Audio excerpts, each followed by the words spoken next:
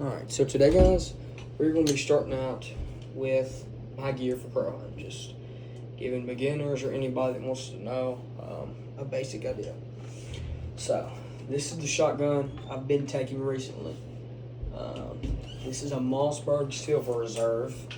It can shoot a 3.5-inch shell, which don't shoot. Okay, so my chokes, I don't know if you can see it, but there's a modified extended and a full extended. The reason I like these, and also the reason I'm taking it over and under, is because with over and under, I feel like if you can't shoot it with 2 shots, you know, you're not going to hit it with the crows. For definitely the crows. Not necessarily talking about doves, but with the crows.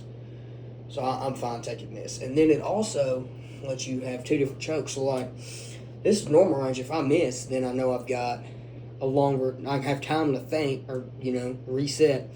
Got a longer range choke coming up. So, yeah.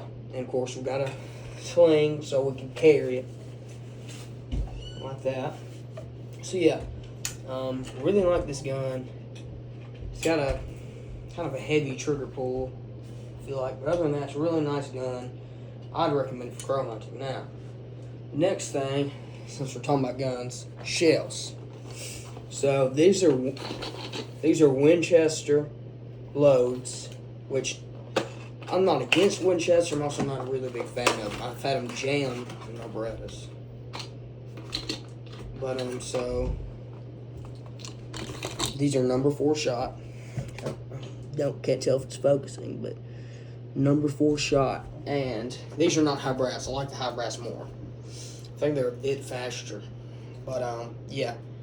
The reason I go with a 4, if you go with a 2, I feel like you got too many pellets. If you go with a 6 will work. But if you go with anything above a 6, you know, you're not really going to kill it. I feel like you're doing more hitting than killing. And, you know, it's just, I feel like at that range, you're going to need bigger pellets than if you're shooting a dove because it's a bigger bird. Alright, next thing. A lot of people don't carry these. I do. I like them. This is just the case. I've got some Bushnell binoculars with me. And, I mean, these are just good for seeing, knowing where you're at. Because, I mean, if you've, like, got something in your eyes and you want to look around, you don't want to end up shooting something you're not supposed to shoot, like a hawk. It's like 5 years in jail, I think. And a fine. So you definitely want to have binoculars with you. Next thing, camo. Don't have to have Sitka, don't have to have Drake, don't have to have any nice camo. You can go to literally anywhere and just buy camo, matching camo. That's it. However, your full body and face needs to be covered. So, like, this is my mid-layer I usually wear, especially in the winter.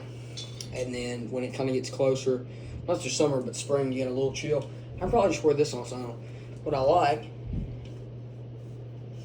is it's going to take a while to undo. You've got a hood that comes up, and then you got a mask, and you can zip it up. So what's good about that is you're fully concealed, and then I have gloves I put on too. I'll show you in a second.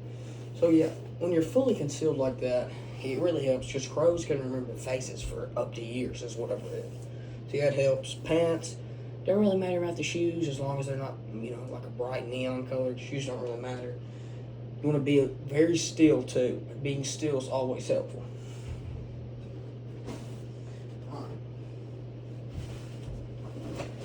Here's an example of the matching pants. They're just, that's more whitetail pants and stuff, but I use them for everything. Alright, next, gloves. Local boy gloves. I've taken them and cut the finger holes a little bit because that's just easier for me to use personally. It's personal preference. So yeah. And my hat, of course. I have that hat pulled up. Next, I really like to have 2 crow calls. I also have ordered in an electronic collar. So we're going to see how that works compared to these. But usually, these work pretty well. They bring them in pretty close. Now, they usually don't get them to land on the ground right next to you. But, I mean, they will get them in pretty close. Sometimes get them in a tree when you get a shot on them. This is the newer Primos, crow collars for turkeys and crows. And then this is the Primos Dead Crow. This is an older one. I'm trying to get the focus. I don't know if I can. So yeah. Then I like to take, you know, especially if I'm gonna be up there, I like to take snacks and stuff. Here's just an example of a backpack. It's just a big Drake backpack. Plenty of storage. Carry your dead birds. If you have a dog, stuff for your dog. Excuse me. All stuff like that. Another thing I like is, I don't know where they're at. Oh yeah. So I like to have a lighter, tell the direction of the wind. It's just, you know, it tells the direction of the wind. It's helpful. Burn threads off your clothes if they start to irritate you, or if you just want something to play with while you're waiting. If you know, somehow wait. And I like to have a knife on me just at all times. Usually if I have a not dead bird, I won't use a knife. Usually just let my dog go and get it, but this is good for, I mean, literally anything. It's just a simple, lightweight pocket knife. And shout out to Civi. I love these knives. They're very nice. It's the mini Praxis. And then, yeah, I can't really think of a lot of other stuff. I do recommend getting some foam decoys off of a secondhand place like eBay. Those work. You don't need a bunch of them. You need like 2, 3, 4. You don't need to overdo it. But yeah, I definitely recommend getting some decoys. And yeah, one more thing with the chokes. If you end up shooting still, which I've shot still, if you end up moving up, say you're hitting birds, but they're not going down. You're shooting pretty far away. You're not hitting birds, they're not going down. If you switch up to steel, you have to make sure you have a choke that takes steel. So that's either anything from a skeet to a modified, maybe an improved modified. I've never tried it. I wouldn't try it.